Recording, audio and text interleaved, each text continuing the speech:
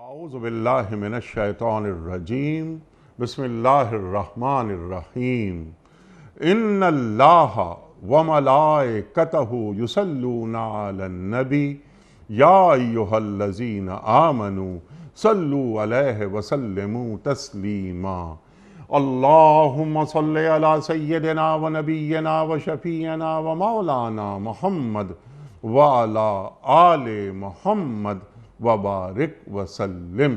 محترم خواتین و حضرات، السلام علیکم۔ پیام صبح کے ساتھ ایک بار پھر حاضر میں ہوں آپ کا میزبان انیق احمد۔ قرآن کریم کی مختلف آیات پر روزانہ گفتگو فرماتے ہیں۔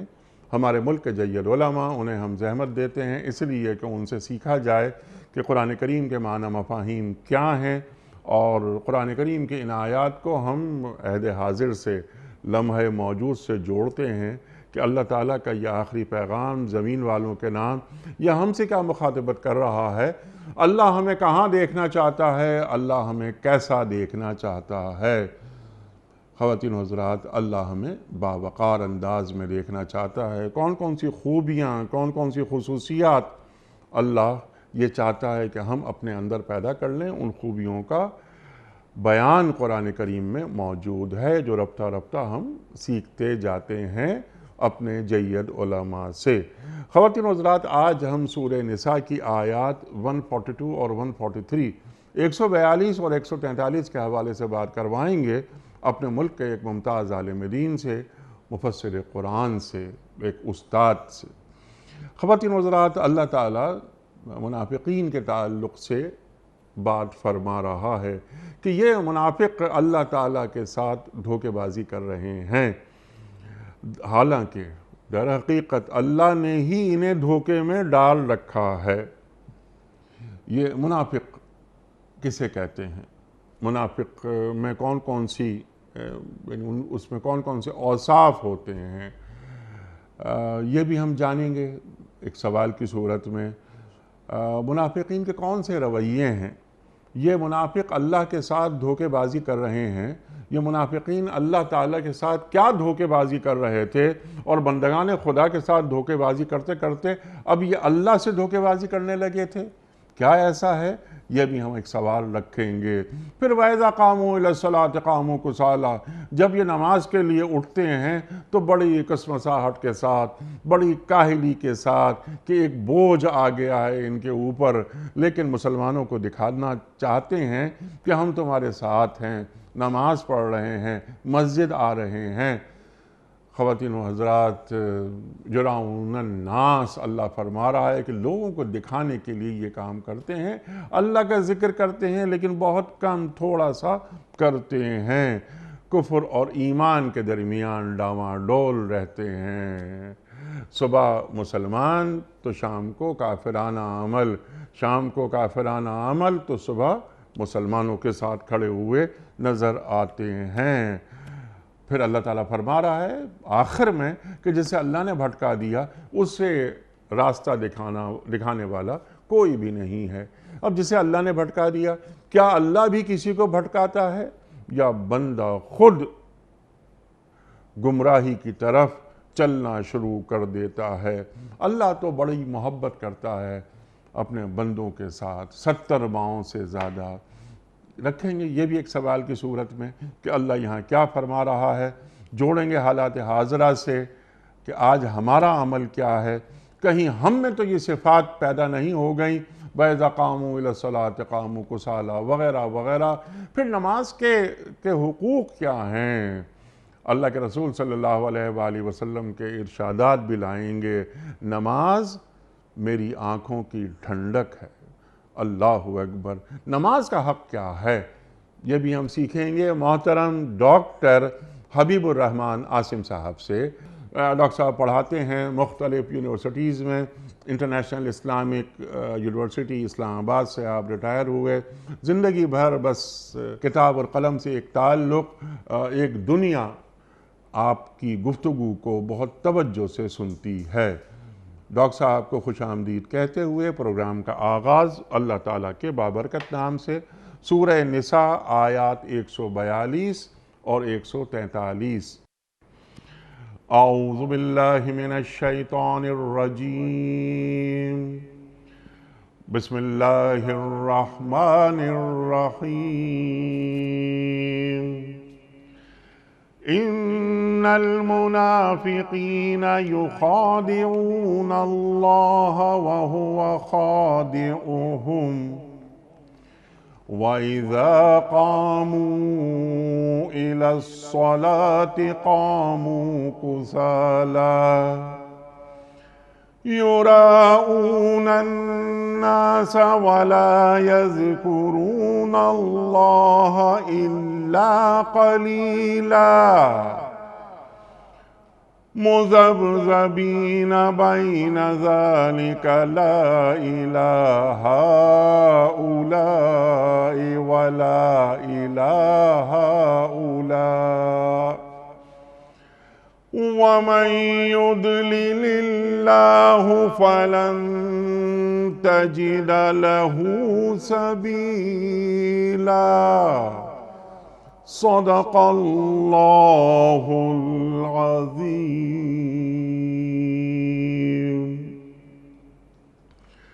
یہ منافق اللہ کے ساتھ دھوکے بازی کر رہے ہیں، حالانکہ در حقیقت اللہ ہی نے انہیں دھوکے میں ڈال رکھا ہے۔ جب نماز کے لیے اٹھتے ہیں تو کچھ مساتے ہوئے محض لوگوں کو دکھانے کی خاطر اٹھتے ہیں اور اللہ کو کم ہی یاد کرتے ہیں۔ کفر اور ایمان کے درمیان ڈاماڈول ہیں، نہ پورے اس طرف اور نہ پورے اس طرف۔ جسے اللہ نے بھٹکا دیا ہو اس کے لیے تم کوئی راستہ نہیں پا سکتے۔ صدق اللہ العظیم۔ خواتین و حضرات، محترم ڈاکٹر حبیب الرحمن عاصم صاحب کی خدمت میں اس سے پہلے کہ ہم رکھیں آج کے پروگرام کے حوالے سے پہلا سوال کوئز۔ کل جو سوال ہم نے آپ کی خدمت میں رکھا تھا اس کا درست جواب، اور آج کا سوال آپ کی خدمت میں۔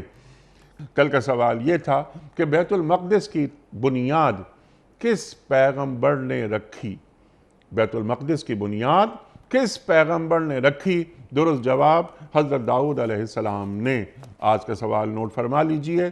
کفار مکہ نے سرکار دو عالم صلی اللہ علیہ وآلہ وسلم کی گرفتاری پر کتنا انعام مقرر کیا تھا؟ 100 اونٹ، 10,000 درہم یا 20,000 درہم؟ جو درست جواب آپ سمجھتے ہوں روانہ فرمائیے۔ ہمارے فون نمبرز ہیں 0092213452709۔ ہمارا دوسرا فون نمبر ہے 009221343000980۔ ہمارا ای میل ایڈریس ps@dunyatv.tv۔ ہمارا SMS کا نمبر 3031 اور ہمارا واٹس ایپ کا نمبر ہے 009232182500194۔ حضرت ڈاکٹر صاحب ارشاد فرمائیے، 2 3 4 سوالات میں نے انٹرو میں رکھنے کی کوشش کی تھی۔ اب یہ منافقین اللہ کے ساتھ دھوکے بازی کر رہے ہیں، حالانکہ اللہ نے ہی انہیں دھوکے میں ڈال رکھا ہے۔ منافقین کا ذکر ہو رہا ہے۔ منافق کسے کہتے ہیں؟ ان میں کون کون سی صفات ہوتی ہیں؟ ارشاد فرمائیے۔ بسم اللہ الرحمن الرحیم۔ شکریہ انیق بھائی، آپ نے اپنے تعارفی اس گفتگو میں بنیادی سوالات اٹھائے اور منافقین کا ذکر قرآن مجید میں کئی مقامات پر کیا گیا ہے، اور یہ انسانی معاشروں کا وہ کردار ہے جو ہر دور میں موجود رہا ہے، حتیٰ کہ جو کفار ہیں ان میں بھی یہ طبقہ موجود رہا ہے۔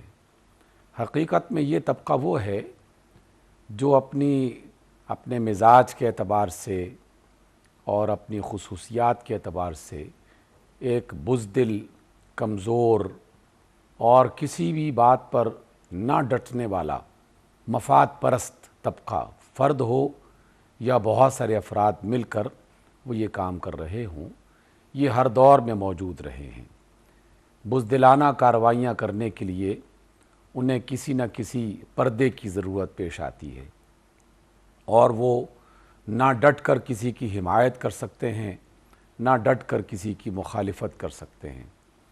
اس اعتبار سے قرآن مجید نے اور نبی محترم صلی اللہ علیہ وسلم نے ان منافقین کو دو چہروں والا کہا ہے، اور یہ منافق کا جو لفظ ہے یہ بذات خود نفق سے بنا ہے، اور نفق عربی زبان میں ٹنل کو، سرنگ کو کہتے ہیں، جس کے دو سوراخ یا دو منہ یا دو راستے ہوتے ہیں آنے کے لیے اور جانے کے لیے۔ تو منافق بھی اسی طریقے سے حقیقت میں دو چہروں والا ہوتا ہے، جب کسی جماعت، گروہ یا طبقے کے ساتھ ملتا ہے تو بس اسی طرح کا روپ دھار لیتا ہے اور اسی طریقے سے وہ اپنی کارروائیاں کرتا ہے۔ قرآن مجید میں بالکل آغاز ہی میں جب سورۃ البقرہ شروع ہوتی ہے تو 5 آیتوں میں مومنین کا تذکرہ ہوا، 2 آیتوں میں جو بالکل واضح اور کھل کر کفر کرنے والے ہیں ان کی بات بتا دی گئی، اور پھر آیات کا ایک سلسلہ ہے جس میں منافقین کا تذکرہ کیا جاتا ہے، اس لیے کہ یہ سب سے زیادہ خطرناک طبقہ ہے۔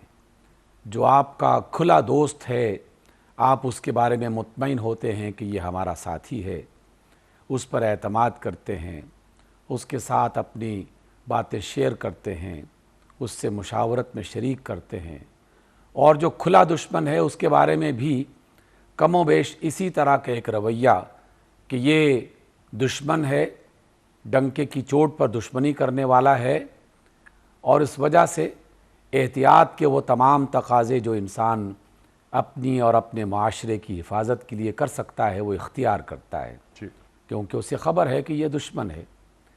لیکن یہ تیسرا طبقہ وہ ہے جو ہماری صفوں کے اندر، ہمارے گھروں میں، ہمارے ساتھیوں میں شامل ہوتے ہیں، ہماری ہی کی طرح لباس، ہماری ہی کی طرح بود و باش، حتیٰ کہ عادات بھی وہ ہماری ہی کی طرح اختیار کر لیتے ہیں، لیکن اندر سے گھن کی طرح کھانا شروع کر دیتے ہیں۔ اور تاریخ اسلام میں بھی ہمیں اس کی مثالیں روز اول ہی سے ملتی ہیں۔ جناب رسول اللہ صلی اللہ علیہ وسلم کے زمانے ہی سے عبداللہ ابن ابی جو کہ تمام منافقین کا سردار تھا اور قیامت تک آنے والے منافقین کا وہ سردار ہی رہے گا، کیونکہ اس نے دنیا میں سب سے کائنات کی عظیم ہستی کے ساتھ منافقانہ رویہ اختیار کیا تھا، اور اس کے ساتھیوں نے بھی اس کارروائی کو آگے بڑھایا۔ عبداللہ بن ابی سے منافقت کا یہ سفر مسلمانوں میں جو شروع ہوا تو یہ بر صغیر میں آ کر میر جعفر اور میر صادق کی صورت میں نمایاں ہوا، جس کے بارے میں علامہ اقبال نے ایک پورا چیپٹر جاوید نامہ میں لکھا ہے، اور ان کی وضاحت کرتے ہوئے لوگوں کو خبردار کیا ہے کہ خبردار رہنا، یہ منافقین جو ہیں دنیا میں بھی بالآخر ناکام تو ہوتے ہی ہیں، اور ان کا پردہ آشکار ہو جاتا ہے اور کھل جاتا ہے، اور ذلت اور رسوائی پھر ان کے نصیب میں لکھی جاتی ہے، لیکن قیامت کے بعد بھی ان کے لیے سخت ترین معاملہ ہوگا، اور آج کی آیات میں بھی اس کا اشارہ ملتا ہے۔ تو اس اعتبار سے منافقین کا جو تذکرہ ہے یہ بہت اہم ہے۔ البتہ منافقوں کے مختلف جو تعارف ہیں یا ان کے مختلف کیٹیگریز ہیں، ان کے بارے میں بھی قرآن و سنت ہماری رہنمائی کرتی ہے۔ ہم بعض اوقات نادانی میں اور بعض اوقات جوش میں آ کر، جس میں ہوش نہیں ہوتا، عقل استعمال نہیں ہوتی، کسی بھی شخص پر کوئی بھی لفظ چسپاں کر دیتے ہیں، کبھی کسی کو مشرک کہہ دیا، کبھی کسی کو منافق کہہ دیا، تو اس کے حوالے سے مختلف باتیں لازماً اپنے ذہن میں رکھنی چاہیے۔ ایک وہ شخص کہ جو دل سے ہی نہ اللہ کو مانتا ہے، نہ اللہ کے رسول کو مانتا ہے، نہ اللہ کی کتاب کو مانتا ہے، نہ یوم آخرت اور یوم حساب کو مانتا ہے، اور ایمان ہی میں وہ انتہائی کمزور اور اس کو نہ ماننے والا ایک طرح کا ملحد ہے، اور ملحد بھی در حقیقت حق سے ہٹنے والے کو کہا جاتا ہے۔ تو ایسا شخص جو منافق ہو، جو اپنے عقیدے میں نفاق کا اظہار کر رہا ہو، بظاہر کلمہ پڑھ رہا ہے، بظاہر نمازیں ادا کر رہا ہے، بظاہر آپ صلی اللہ علیہ وسلم کی مجالس میں شریک ہوتا ہے، بظاہر زکوٰۃ بھی دے رہا ہے، لیکن جب اس کے عقیدے میں ہی یہ بات شامل نہیں ہوئی تو یہ شخص سب سے زیادہ خطرناک اور اپنے انجام کے اعتبار سے سب سے زیادہ برا اور بد ہے۔ اس سے زیادہ بد نصیب کوئی اور نہیں ہو سکتا، کیونکہ جہنم اس کے حصے میں لکھ دی گئی ہے۔ لیکن یہ بزدلانہ صفت یا بزدلانہ عادت ہم اگر یہ اختیار کر لیں، یہ جن لوگوں میں پائی جاتی ہو، ان میں سے بہت سارے لوگ ایسے بھی ہوتے ہیں جو کم از کم عقیدہ اور ایمان میں کسی غلط فہمی کا شکار نہیں ہیں۔ وہ اللہ کو اللہ مانتے ہیں، آپ صلی اللہ علیہ وسلم کو خاتم النبیین تسلیم کرتے ہیں، یوم آخرت پر ایمان ہے، قرآن مجید پر ان کا ایمان ہے، جو بھی ایمانیات کی بنیادی صورتیں اور تقاضے ہیں وہ ان کو دل و جان سے قبول کرتے ہیں۔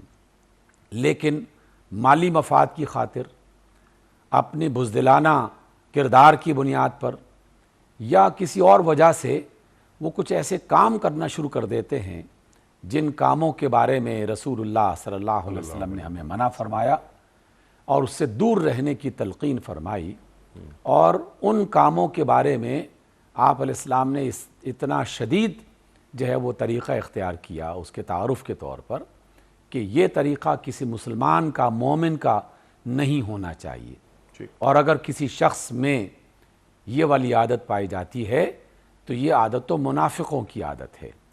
اس اعتبار سے ان عقیدوں میں درست ہونے کے باوجود بھی اپنے اخلاق، اپنے عمل اور اپنے کردار میں کمزور لوگوں کو بھی خبردار کیا گیا کہ تمہیں ان عادتوں سے اپنے آپ کو بچا کے رکھنا ہے۔ جیسے کہ رسول اللہ صلی اللہ علیہ وسلم نے ارشاد فرمایا کہ منافق کی جو مختلف علامتیں ہیں ان میں سے ایک علامت یہ ہے کہ جب بھی بولتا ہے جھوٹ بولتا ہے، یعنی جھوٹا آدمی ہونا اور جھوٹ کو اپنی عادت بنا لینا، یہ کسی مومن کی عادت نہیں ہونی چاہیے، کسی مسلمان کا کردار اور رویہ نہیں ہونا چاہیے، یہ منافقوں کا رویہ ہے، کیونکہ جھوٹ بھی تو بزدلوں کا ایک طریقہ ہے جس کی آڑ میں وہ اپنے آپ کو چھپانے کی کوشش کرتے ہیں۔ تو جھوٹ بولنا یہ منافقوں کی عادت ہے، اور اگر کسی مومن میں یہ عادت پائی جائے تو اسے فوراً توبہ کرنی چاہیے کہ میں کن کی عادت کو اپنائے ہوئے ہوں۔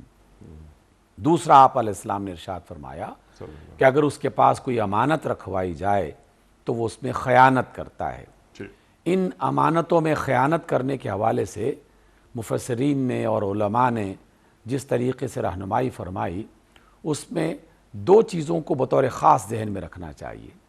ایک تو امانت وہ ہے جو مال کی صورت میں یا کسی چیز کے لین دین کے حوالے سے ہم انسان اختیار کرتے ہیں، کسی کے پاس کوئی چیز امانت کے طور پر رکھوائی اور اس نے اس پر قبضہ کر لیا یا اس میں کچھ خیانت کر دی۔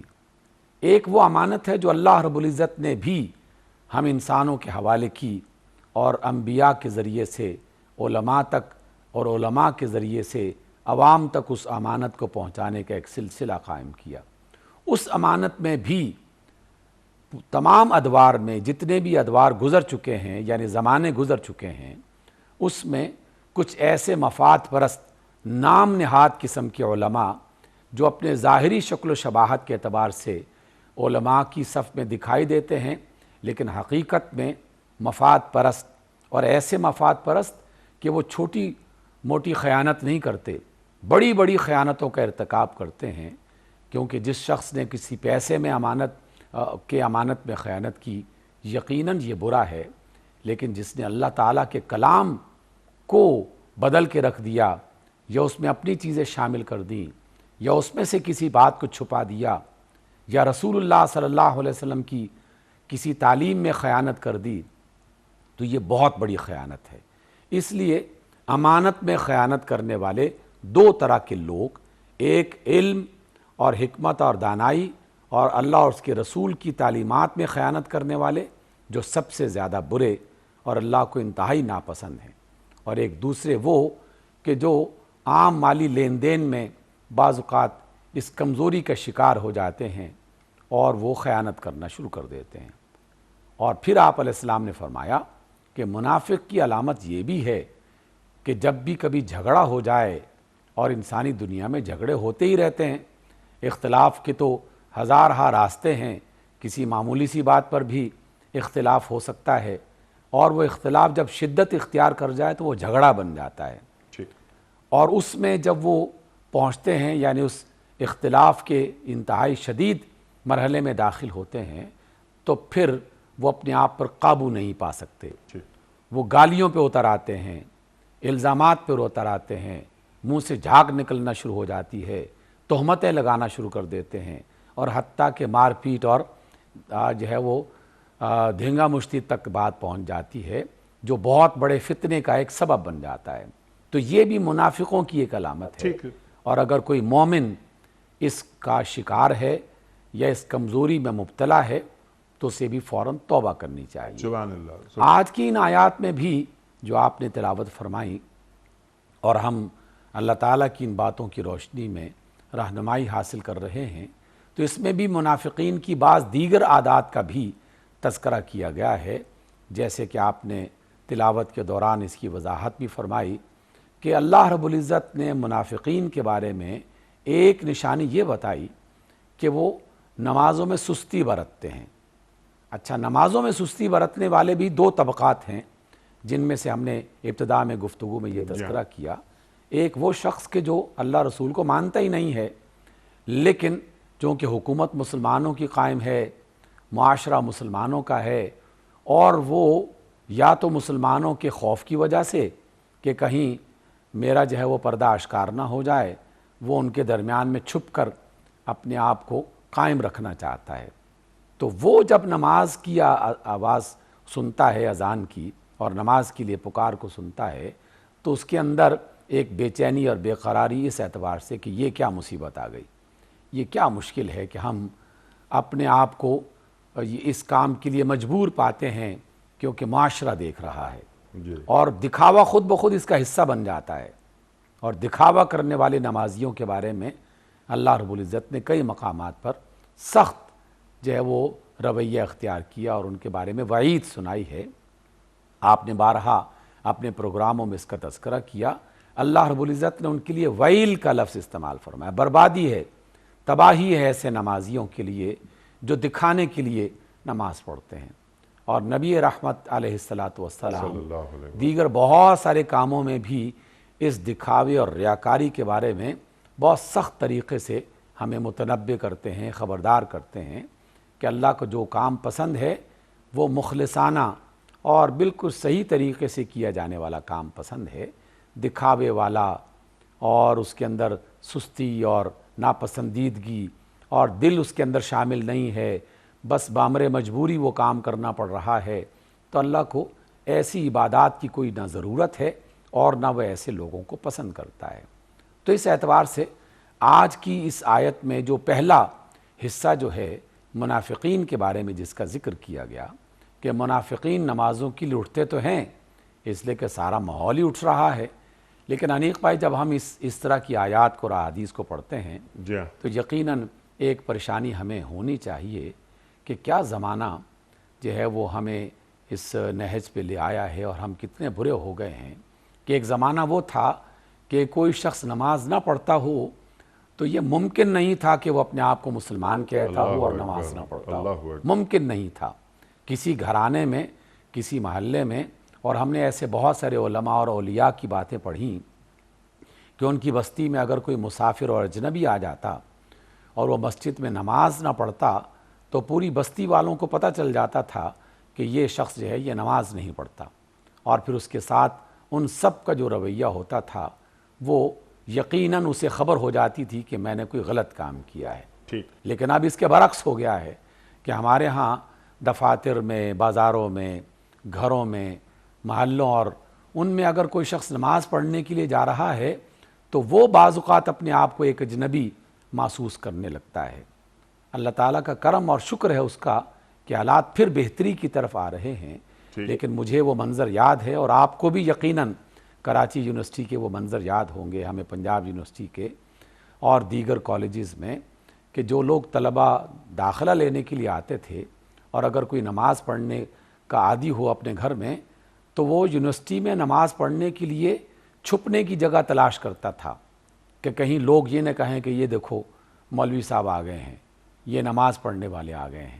جی، اور پھر بعض اوقات تانا دیا جاتا ہے ایسے افراد کو، اور کیسی یہ ستم ظریفی ہے اور اس کی بے عقلی ہے کہ جب کسی دیانتدار آدمی کو لین دین کی اور معاملات میں جب وہ کسی الجھن کا شکار ہو جائے تو اس سے طعنہ دیا جاتا ہے کہ بھائی تمہارا اس لین دین سے اور تجارت کے معاملات سے کیا تعلق ہے، تمہارے اندر یہ سوجھ بوجھ نہیں ہے، جاؤ جا کے تم نمازیں پڑھو۔ حالانکہ یہ سخت قسم کا لہجہ ہے اور یہ اللہ تعالیٰ کے اس حکم کی ایک طرح سے بے عزتی کرنے کا ایک عمل ہے، اس پر انہیں فوراً توبہ کرنی چاہیے۔ تو یہ نشانی بتائی گئی ہے کہ مسلمان جو نماز پڑھتے تھے، اور کچھ لوگ تو شوق سے، اللہ نے ان کے لیے بڑی بشارتیں سنائی ہیں کہ مومن کا دل مسجد میں اٹکا رہتا ہے، کیونکہ مسجد میں اٹکنے کا مطلب یہ ہے کہ وہ اللہ تعالیٰ سے گفتگو کرنے کے لیے بے قرار رہتا ہے کہ ابھی ہم اپنے مالک سے بات کر کے آئے ہیں، چلو پھر جا کے ملتے ہیں اور پھر بات کرتے ہیں۔ یہ تو مومن کی علامت ہے۔ لیکن منافق تو اندر سے جل بھن رہا ہوتا ہے، مجبوراً اسے یہ کام کرنا پڑتا ہے۔ تو اس اعتبار سے جب وہ اذان سنتا ہے تو اس کے اندر ایک طرح کی پریشانی شروع ہو جاتی ہے۔ انیق بھائی، یقیناً آپ نے بھی اور ہم نے بھی اپنے بزرگوں سے سنا اور دوسروں کو سنانے کی یہ سعادت مل رہی ہے۔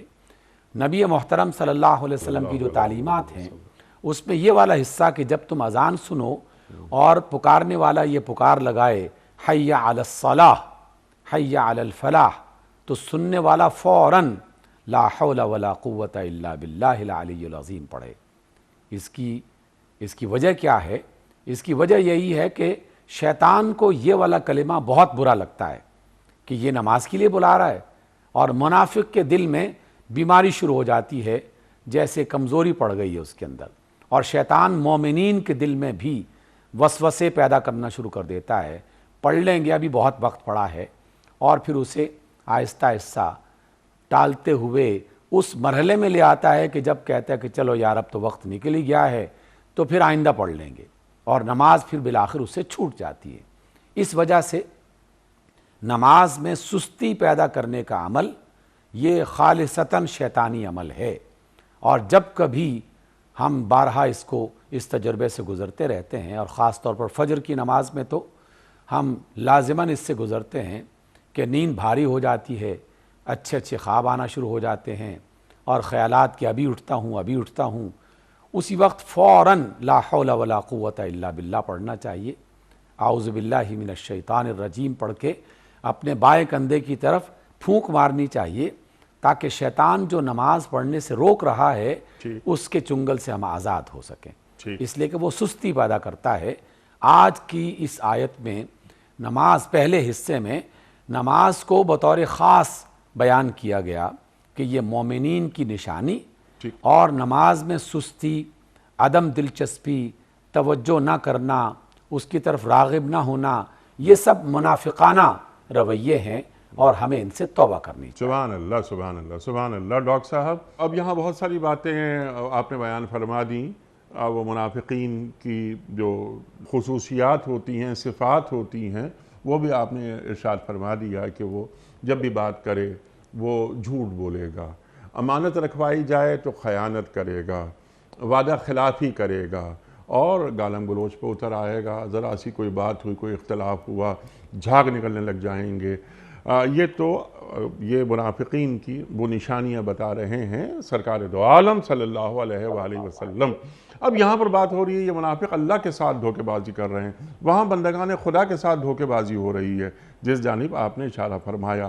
اب یہ کہ وَإِذَا قَامُوا إِلَى الصَّلَاةِ قَامُوا كُسَالَىٰ، اب یہ دھوکے بازی ڈاکٹر صاحب یہ اللہ کے ساتھ کر رہے ہیں کہ ہاں ہم نماز تو پڑھ رہے ہیں، ہم عبادت تو آپ ہی کی کر رہے ہیں اللہ تعالیٰ، لیکن قسمت آتے ہوئے کاہلی کے ساتھ کھڑے ہوتے ہیں، اور پھر کیا کرتے ہیں؟ یہ اللہ کا ذکر کرتے ہیں بہت ہی تھوڑا سا، یہ اللہ کا ذکر بہت تھوڑا سا کرتے ہیں۔ اللہ کے رسول صلی اللہ علیہ وآلہ وسلم کی احادیث، آپ کے فرمودات، آپ نے کچھ اشارہ فرمایا تھا، قرۃ عینی فی الصلاۃ، اللہ اکبر، نماز میری آنکھوں کی ٹھنڈک ہے۔ تو ڈاکٹر صاحب ذرا کچھ باتیں، نماز آنکھوں کی ٹھنڈک کب بنتی ہے؟ نماز کا حق کیسے ادا ہوتا ہے؟ نماز کے حقوق کیا ہیں؟ اللہ کے رسول فرما رہے ہیں صلی اللہ علیہ وآلہ وسلم کہ ایک مسلمان اور ایک کافر کے درمیان جو فرق ہے، بنیادی فرق، وہ نماز کا فرق ہے۔ تو ان الصلاۃ کانت علی المؤمنین کتابا موقوتا ارشاد فرمائی۔ انیق بھائی، یقیناً یہ نماز بذات خود ایک پورا مکمل موضوع ہے اور مسلمان کی زندگی کا تو مرکزی موضوع ہے۔ اس اعتبار سے بے شمار احادیث اور جی ہاں، بیسیوں آیات قرآن مجید میں بار بار بیان کی گئیں، اور صرف مسلمان نہیں، نماز کے بارے میں یہ ثابت شدہ بات ہے کہ کوئی نبی ایسا نہیں آیا کہ جس نے اللہ کی نماز نہ پڑھی ہو، اور اپنی امت کو اور اپنی قوم کو جو بھی اللہ نے نماز کا طریقہ انہیں بتایا تھا اس کے مطابق انہیں نماز نہ پڑھائی ہو۔ اور معراج کے موقع پر تو باقاعدہ یہ بات ثبوت تک پہنچ گئی کہ جناب آدم علیہ السلام سے لے کر جناب رسول اللہ صلی اللہ علیہ وسلم تک سارے کے سارے نبیوں نے جناب رسالت مآب کی قیادت میں صلی اللہ علیہ وآلہ۔ اور آپ کی امامت میں نماز ادا کی۔ گویا کہ یہ تمام نبیوں کا طریقہ عبادت رہا ہے، اور اللہ کی طرف سے ہر قوم اور ہر نبی کو یہ تعلیم دی گئی ہے، تو مسلمانوں کو بھی یقیناً اسے اختیار کرنا چاہیے۔ حقیقت میں تو یہ نماز ایک پورے سسٹم کی نمائندگی کرتی ہے، اور یہ نماز انسان کے عقائد، انسان کے معاملات، انسان کی عبادات، انسان کی اخلاق، انسان کی شخصیت، حقیقت میں یہ لفظ میں بے وجہ نہیں بول رہا، اس میں ہر ایک لفظ اپنی حقیقت رکھتا ہے، اور اس کی وضاحت میں بے شمار باتیں جو قابل غور ہیں۔ جب ہم اسے عقیدہ کہتے ہیں تو جس شخص نے اللہ اکبر کی صدا سن کر اپنے آپ کو نماز کے لیے تیار کر دیا، گویا کہ اس نے اپنے مومن ہونے کا ثبوت فراہم کر دیا، اور اپنے عمل سے یہ ثابت کر دیا کہ اے رب، ہم واقعی تجھے سب سے بڑا اور اصل بڑا سمجھتے ہیں، اور اسی کی وجہ سے تو ہم تیرے سامنے اپنا سر جھکا رہے ہیں اور اپنی پیشانی تیری زمین پر رکھ رہے ہیں۔ اور پھر اس کے درمیان میں وہ تمام تسبیحات اسی پہلی بات کی نمائندگی کر رہی ہوتی ہیں، سبحان ربی العظیم اور سبحان ربی الاعلیٰ۔ اے سب سے بلند رب، اے سب سے عظیم رب، تو ہر عیب سے پاک ہے۔ اور یہ ساری کی ساری باتیں اسی نماز میں عقیدے کی اصلاح اور عقیدے کی درستگی کا ذریعہ بن رہی ہیں۔ سبحان اللہ۔ اس اعتبار سے انیق بھائی، آپ نے جو اشارہ فرمایا بہت ہی دانشمندانہ اشارہ ان تمام اہل ایمان کے لیے، ہم سب کے لیے، کہ جب بھی ہم یہ نماز پڑھیں تو اس میں ان تسبیحات، اس کا معنی جاننے میں کتنی دیر لگتی ہے؟ 2 منٹ میں آدمی اس کا معنی سمجھ لیتا ہے اور 4-5 منٹ میں حفظ کر سکتا ہے، جس کو کبھی اس کا معنی پہلے نہیں آتا تھا۔ اللہ اکبر کہ اللہ بڑا ہے، کیا اس میں کوئی مزید دقت ہے؟ اب تو اس کو بس تازہ کرنے والی بات ہے کہ میں جب بھی اللہ اکبر کہوں یہ محض ایک عادت نہ ہو، بلکہ میرے ایمان کی نمائندگی ہو کہ اللہ تو واقعی سب سے بڑا ہے اور تو ہی اصل بڑا ہے، تیرے مقابلے میں نہ کوئی فرد، نہ کوئی حکومت، نہ کوئی قومی اور نہ ملکی اور نہ کوئی عالمی طاقت کوئی ٹھہر نہیں سکتی، اور میں تجھ سے وابستہ ہوں، اور تیرے سامنے کھڑے ہو کر، رکوع میں جا کر، جھک کر، سجدے میں جا کر یہ اقرار کرتا ہوں کہ اللہ تو ہی میرا مددگار ہے، سبحان اللہ، تو ہی میری حاجتیں اور پوری یہ کرنے والا سجدہ ہے۔ میں اللہ کے قدموں میں کر رہا ہوں، اللہ کے قدموں میں کر رہا ہوں، اللہ، گویا کہ اس کے سامنے یہ رسول اللہ صلی اللہ علیہ وسلم کا یہ قول مبارک کتنا خوبصورت اور کتنا جو ہے وہ دل کو کھینچ لینے والا ہے۔ آپ علیہ السلام فرماتے ہیں کہ جب کوئی مومن نماز میں اللہ کی طرف رخ کر کے کھڑا ہوتا ہے تو اللہ تعالیٰ اپنا چہرہ اس کی طرف پھیر دیتا ہے، گویا کہ ہم جسے رب مان رہے ہیں تو رب ہماری طرف دیکھ رہا ہو اور اس کا چہرہ ہماری طرف ہو تو دل کی کیفیت یقیناً بدل جانی چاہیے۔ اس میں بھی اللہ تعالیٰ نے ایک سہولت رکھی ہے، اسے خبر ہے، وہ ہمارا پیدا کرنے والا ہمارا خالق ہے، ہماری تمام کمزوریوں سے واقف ہے، اسے پتہ ہے کہ یہ اپنے خیال کے اعتبار سے ادھر ادھر بھٹکے گا، لیکن بار بار توجہ دلائی جا رہی ہے کہ اب واپس آ جاؤ، بندہ پھر واپس آ جاتا ہے، اور اسی کشمکش میں گزری میری زندگی کی راتیں۔ تو اس کیفیت میں انسان اگر زندگی گزار دے تو پھر توجہ ادھر ہو بھی جائے تو فوراً خیال کرتے ہوئے کہ میں اپنے اللہ کے سامنے ہوں اور اس کی عبادت کرتے ہوئے ٹھیک اس کے ساتھ بات چیت کر رہا ہوں، ٹھیک تو یقیناً اس عقیدے کو درست کرنے والی بات ہے۔ ٹھیک ہے۔ اچھا ڈاکٹر اسی صاحب، اعتبار سے یہ جو آپ نے بات فرمائی بڑی بہت اہم بات، میں چاہتا ہوں ذرا اس پر اور ذرا وضاحت، اور ہم سب سیکھ لیں آپ سے کہ اسی کشمکش میں گزری میری زندگی کی راتیں، کبھی سوز و ساز رومی، کبھی پیچ و تاب رازی، یہ اقبال فرما رہے ہیں نا۔ اب سوال یہ پیدا ہوتا ہے کہ نماز کے اندر یا قرب الہی میں اس منزل کا حصول ہر شخص کے حصے میں نہیں آتا۔ سوز ساز رومی، پیچ و تاب رازی، یہ کیا؟ یہ یعنی رومی یعنی مرید ہندی، پیر رومی، اقبال جس کے مرید ہیں وہ رازی، تفسیر کبیر، اللہ اکبر، امام فخر الدین رازی، سبحان اللہ سبحان اللہ۔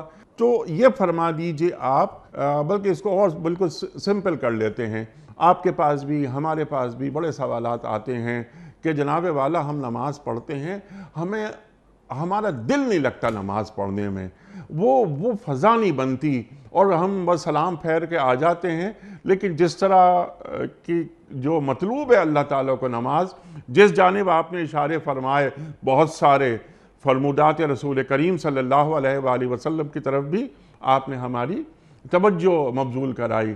ڈاکٹر صاحب، نماز پڑھنے میں جیسے آپ نے فرمایا کہ میں اللہ کو دیکھ رہا ہوں، اور اگر مجھے وہ کیفیت حاصل نہیں ہو رہی کہ میں اللہ کو دیکھ رہا ہوں، کم از کم میں یہ یقین کر لوں کہ اللہ مجھے دیکھ رہا ہے، یہ مقام، یہ منزل، یہ کیفیت، یہ کیسے حاصل ہوتی؟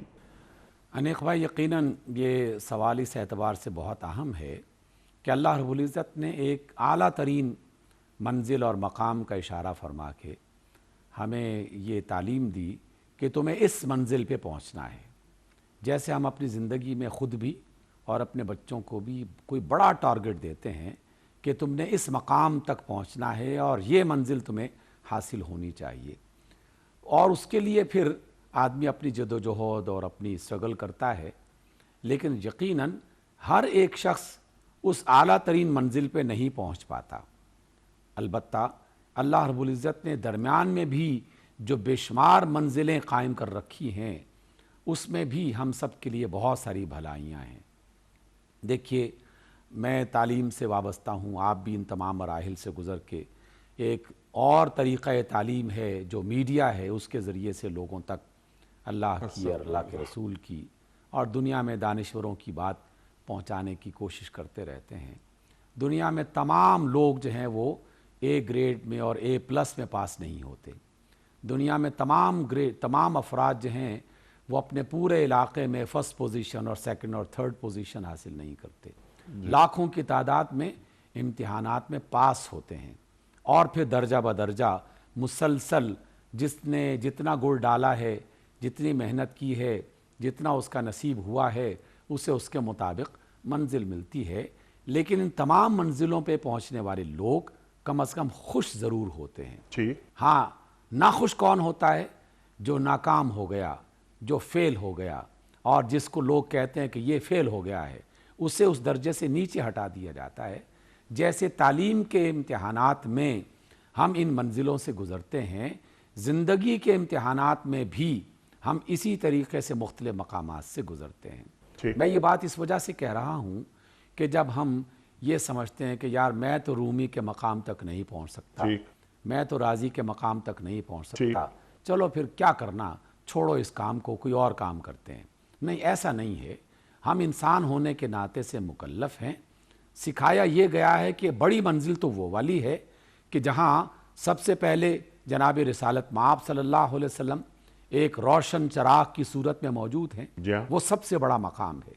اور اس کے بعد پھر درجہ بدرجہ، کیا سیدنا علی علیہ السلام کے بارے میں ہم یہ سیرت میں نہیں پڑھتے کہ جب کبھی وضو فرماتے تو چہرہ زرد پڑ جاتا، رنگ بدل جاتا، لوگ پوچھتے کہ جناب کیا ہو گیا ہے، اور سیدنا علی فرماتے کہ کیا تم نہیں جانتے کہ ہم کس کے سامنے کھڑے ہونے کے لیے جا رہے ہیں؟ یعنی یہ جو احساس ہے، اس احساس کی بنا پر انسان میں بعض اوقات یہ بے قراری اور بے چینی پیدا ہونا شروع ہو جاتی ہے، اور ہم اپنی زندگی میں اور کئی موقعوں پر باقاعدہ اس کو محسوس کرتے ہیں۔ اپنے باس سے ملنا ہو جو پورے ادارے کا سربراہ ہو، تو پھر ملنے سے پہلے انسان کی دل کی کیفیت کچھ مختلف ہوتی ہے، جی اور کسی عام آدمی سے ملنا ہو تو کیفیت کچھ مختلف ہوتی ٹھیک۔ ہے۔ اور باس کی کیا حیثیت ہے اللہ کے مقابلے میں، جی ہاں اور اس کی کیا حیثیت ہے رب کائنات کے جی مقابلے میں۔ الیس تو اللہ جس کی بأحکم الحاکمین، الیس اللہ بأحکم الحاکمین، ٹھیک تو یہ والی جو بات ہے، اس احساس کو بس مسلسل جگاتے رہنا ہے اور اس کو اجاگر کرتے رہنا ہے، اور اس کی جو سیرابی کرتے رہنا ہے۔ اللہ تعالیٰ نے یہ ہماری زندگی کا حصہ بنا دیا ہے، اور آقا رحمت علیہ السلام نے جو واقعی آقا رحمت ہیں، رحمت کی بنیاد پر ہماری رہنمائی یہ فرما دی کہ تم اس وجہ سے کسی کام کو مت چھوڑ دینا کہ تم اس مقام تک نہیں پہنچے۔ اللہ آپ اکبر۔ بھی اس واقعے کو، اس روایت کو بارہا بیان کر چکے، اور ہمیں بارہا بیان اس وجہ سے کرنا چاہیے کہ اس کی وجہ سے ہمیں اندر سے ایک توانائی اور طاقت ملتی ہے، اور پھر دوبارہ سے کمر ہمت باندھ کے اس کام کو کرنے کی لگن پیدا ہوتی ہے۔ وہ جو صحابی کہتے ہیں کہ اللہ کے رسول حنظلہ منافق ہو گیا ہے، جی ہاں اور رسول اللہ صلی اللہ علیہ وسلم انہیں سمجھاتے ہیں، صلی اللہ علیہ ابوبکر صدیق ساتھ ہیں، اور کہتے ہیں کہ حنظلہ منافق نہیں ہے، تمہاری ایمان کی کیفیت جو میری مجلس میں ہے، اگر وہ ہر مقام پر ایک ہی جیسی ہو تو اللہ کی قسم فرشتے تمہارے ساتھ مسافر۔ اللہ اکبر۔ تو گویا اللہ اگر اکبر۔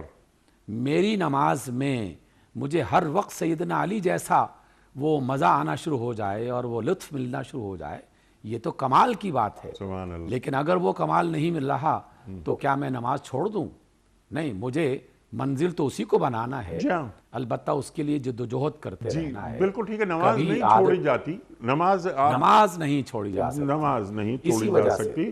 اس نماز کے اندر وہ ایک تعلق اللہ سے وہ پیدا کیسے ہوتا ہے، جیسے بھی بات ڈاکٹر صاحب آپ فرما رہے تھے کہ سجدہ یعنی ٹوٹل سبمیشن نا، بس میں نے مکمل حوالے کر دیا اللہ کے، تو یہ احساس مجھے کیسے پیدا ہو کہ یہ سجدہ میں اللہ کے قدموں میں کر رہا ہوں۔ ڈاکٹر صاحب اقبال سے آپ بھی بہت محبت کرتے ہیں، تھوڑی سی محبت ہمیں بھی ہے، کہ وہ سجدہ روئے زمین جس سے کانپ جاتی تھی اسی کو آج ترستے ہیں ممبر و محراب۔ محراب۔ تو اقبال فرما رہے ہیں نا، تو وہ سجدہ کہاں کیسے، وہ جو آپ نے بات فرمائی اللہ اکبر، جب اللہ اس سے پہلے اذان، جب میرے کانوں میں اذان کی آواز آ رہی ہے، ربنا اننا سمعنا منادیا ینادی للایمان ان آمنوا بربکم فآمنا، تو یہ ہے اللہ کی طرف سے وہ ندا جو آ رہی ہے، جو رسول کے ذریعے صلی اللہ علیہ وآلہ وسلم ہم تک پہنچی، تو معلوم یہ ہو کہ میرے دل میں ایک بات پیدا ہو کہ میں غلام ہوں کس کا، میں فوراً جا رہا ہوں، اور جب میں اللہ اکبر کہہ کر ہاتھ باندھتا ہوں تو مجھے معلوم ہو کہ میں کس کی بارگاہ میں کھڑا ہوں۔ ما قدر اللہ حق قدری، کیا تم نے اللہ کی قدر اس طرح کی جس طرح اللہ کی قدر کرنے کا حق ہے؟ ڈاکٹر صاحب وقت کیونکہ مکمل ہو رہا ہے پروگرام کا، بہت ساری باتیں مزید ہو سکتی ہیں۔ وہ نماز جس کے تعلق سے اللہ کے رسول فرما رہے ہیں صلی اللہ علیہ وآلہ وسلم کہ نماز میری آنکھوں کی ٹھنڈک ہے، مجھے آپ سے یہ بھی پوچھنا تھا کہ نماز آنکھوں کی ٹھنڈک کیسے بنتی ہے؟ لیکن اب یہ آخری ایک بہت اہم ایک نکتہ رہ گیا ہے، کیونکہ ہمارے پاس کو 3-4 منٹ باقی ہیں پروگرام کے اختتام میں۔ یہ منافقین کا رویے سب آپ نے بیان فرما دیے کیا کیا ہوتے ہیں۔ اللہ تعالیٰ فرما رہا ہے کہ جسے اللہ نے بھٹکا دیا ہو اس کے لیے تم کوئی راستہ نہیں پا سکتے۔ میں نے انٹرو میں ایک بات کہنے کی کوشش کی تھی کہ اللہ بھی کسی کو بھٹکاتا ہے؟ اللہ تو کسی کو نہیں بھٹکاتا۔ ہاں اللہ دونوں راستے بتا دیتا ہے، ہدیناہ النجدین۔ تو یہاں اللہ کیا فرما رہا ہے؟ ارشاد۔ انیق بھائی، حقیقت میں یہ جو خطاب ہے یہ نبی محترم صلی اللہ علیہ وسلم کو اور پھر آپ کے توسط اور وسیلے سے امت میں آنے والے افراد کو یہ بات بتائی جا رہی ہے کہ ایک وہ شخص کہ جسے آپ نے اللہ کا پیغام سمجھا دیا، بتا دیا، بار بار بتا دیا اور بتانے کا، سمجھانے کا حق ادا کر دیا، لیکن اس کے باوجود بھی اس کے دل کی بیماری ٹھیک نہیں ہو رہی. وہ مفادات کے چکر میں، کسی عصبیت کی وجہ سے، کسی جہالت کی وجہ سے، کسی نادانی کی وجہ سے، وہ اپنے اندر ابھی تک وہ اعتماد اللہ اور اس کے رسول صلی اللہ علیہ وسلم کے حوالے سے قائم نہ کر سکا، اور وہ مذبذب ہے، ادھر چلوں کہ ادھر چلوں، اور وہ دونوں طرف سے فائدے سمیٹنے کی کوشش کرتا رہتا ہے.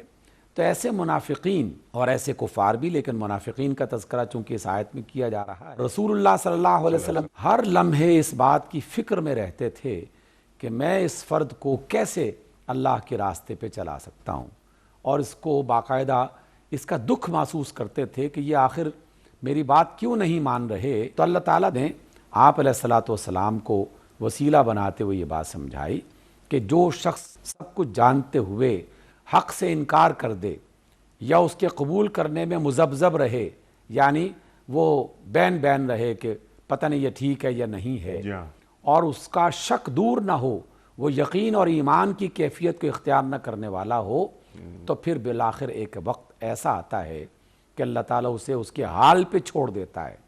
جسے اللہ نے اس کے حال پہ چھوڑ دیا، اس کی بربادی کا گویا کہ اعلان کر دیا، کیونکہ اللہ نے جسے تھام رکھا ہے، جسے سہارا دے رکھا ہے، اسے ایمان کی نعمت اور دولت سے نوازتا ہے، اور جسے چھوڑ دیا وہ پھر شیطان کے اور شیطانی بھیڑیوں کے حوالے ہو جاتا ہے.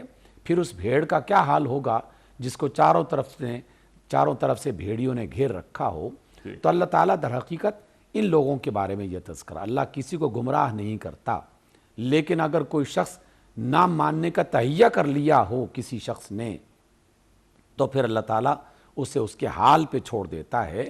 اور رسول اللہ صلی اللہ علیہ وسلم سے حقیقت میں یہ فرمایا کہ اب ان کے صحیح ہونے کی کوئی امید اپنے دل میں نہ رکھیں. اس میں دو باتیں سکھائی گئی، ایک یہ کہ وہ اللہ تعالیٰ کی رحمت سے محروم کر دیے گئے، اور دوسرا یہ کہ اللہ کی دنیا میں اور بے شمار لوگ ہیں جو حق کی تلاش میں ہیں، جو حق طلب کرنا چاہتے ہیں، جو حق سیکھنا چاہتے ہیں، جو سچائی کا ساتھی بننا چاہتے ہیں. آپ ان تک اللہ کا پیغام پہنچائیں، اور جو لوگ توجہ نہیں کر رہے ان کو ان کے حال پہ چھوڑ دیں. ہم سب جتنے بھی تعلیم کے مرحلے میں، شعبے میں، اور اللہ کی بات کو، رسول اللہ کی بات کو پہنچانے والے ہیں، ہمیں بار بار یہ بات کیوں سکھائی گئی؟ وما علینا الا البلاغ بلغوا عنی ولو آیا. تم اس کے مکلف نہیں ہو کہ کسی بندے کو کھینچ کر زبردستی صراط مستقیم پہ چلا دو. ہاں، تمہیں اللہ کا پیغام پہنچانا سلیقے سے، دیانت کے ساتھ، پوری توجہ اور پوری امانت کے ساتھ پہنچانا، یہ ہماری ذمہ داری ہے، جیسے رسول اللہ صلی اللہ علیہ وسلم کو بتایا گیا.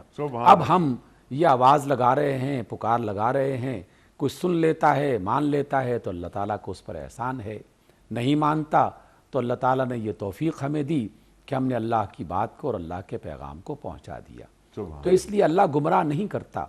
ہاں، ایک وقت ایسا آتا ہے کہ جب اللہ تعالیٰ اپنا جو شفقت کا، مہربانی کا ہاتھ ہے وہ ان کے سر سے اٹھا لیتا ہے، اور پھر وہ شیطان کے حوالے کر دیے جاتے ہیں.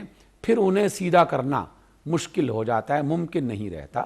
ابو جہل کی مثال سب سے بڑی ہے کہ قتل ہو رہا ہے، جان نکل رہی ہے، اس موقع پر بھی یہ لفظ کہتا ہے کہ میں محمد صلی اللہ علیہ وسلم کا دشمن تھا اور اب میں اس کا بڑا دشمن بن گیا ہوں.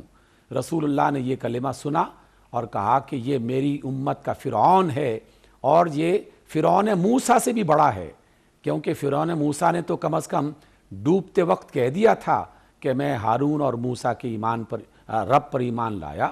یہ تو کم وقت ایسا ہے کہ موت سامنے ہے اور پھر بھی ایمان نہیں لا رہا. اور ڈاکٹر صاحب آخری وقت میں ابو جہل بلکہ یہ کہہ رہا ہے، کیونکہ ابو جہل، اللہ اکبر، کہ میری گردن ذرا نیچے سے کاٹنا، کیونکہ جب شام کو جب لاشیں گنی جائیں تو میری گردن ان لاشوں میں ممتاز ہو. اللہ اکبر. بس یہ غرور و نخوت جو ہے اس کا شکار ہو گیا. جی بالکل. اور اللہ کے رسول صلی اللہ علیہ وآلہ وسلم کا ارشاد آپ نے بیان فرما دیا ہے کہ ہر امت میں ایک فرعون ہوتا ہے. اس امت کا فرعون ابو جہل. اللہ اکبر، اللہ اکبر. خواتین و حضرات، پروگرام کا بقیہ مکمل ہوا. اب بہت ساری باتیں مزید ہو سکتی ہیں، بہت سارے نکات، بہت سارے موضوعات اور گفتگو میں آنے چاہیے تھے مزید، لیکن وقت مکمل ہو گیا۔ ڈاکٹر صاحب کے بڑے ممنون، بڑے شکر گزار کہ ڈاکٹر صاحب تشریف لائے اور ڈاکٹر صاحب نے ہماری علمی کمی کو دور فرمایا۔ اللہ تعالیٰ ہمارے علماء کو سلامت رکھے۔ کوئز کل کا سوال ہمارا یہ تھا کہ بیت المقدس کی بنیاد کس پیغمبر نے رکھی؟ درست جواب حضرت داؤد علیہ السلام نے۔ آج کا سوال نوٹ فرما لیجئے۔ کفار مکہ نے سرکار دو عالم صلی اللہ علیہ وآلہ وسلم کی گرفتاری پر کتنا انعام مقرر کیا تھا؟ 100 اونٹ، 10,000 درہم یا 20,000 درہم؟ جو درست جواب آپ سمجھتے ہوں روانہ فرمائیے۔ ہمارے فون نمبرز ہیں 00922134527 ہمارا دوسرا فون نمبر ہے 0092234300980 ہمارا ای میل ایڈریس ps@dunyatv.tv ہمارا SMS کا نمبر 3031 اور ہمارا واٹس ایپ کا نمبر ہے 009232182509194۔ وقت ہے قرآن دازی کا۔ کراچی میں کوئی مہمان نہیں تو میں ایک پرچی نکال کر اناؤنس کر رہا ہوں آج کے ونر کا نام۔ یہ ہیں روبینہ نقوی صاحبہ کراچی سے۔ روبینہ نقوی صاحبہ کراچی سے آپ کی خدمت میں دنیا ٹی وی کی جانب سے دینی کتب پر مشتمل گفٹ ہیمپر آپ کے گھر بذریعہ کوریئر روانہ کیا جا رہا ہے۔ آپ کو بہت بہت مبارک ہو۔ اختتام ہوتا ہے پیام صبح کا روزانہ قول پر، اور وہ قول ہوتا ہے صاحب نہج البلاغہ امیر المومنین حضرت علی مرتضیٰ کرم اللہ وجہہ کا۔ آپ فرماتے ہیں انسان کی جہالت کے لیے اتنا ہی کافی ہے کہ وہ اپنی قدر و منزلت کو نہ پہچانے۔ انسان کی جہالت کے لیے اتنا ہی کافی ہے کہ وہ اپنی قدر و منزلت کو نہیں پہچانے۔ اللہ اکبر، اللہ اکبر۔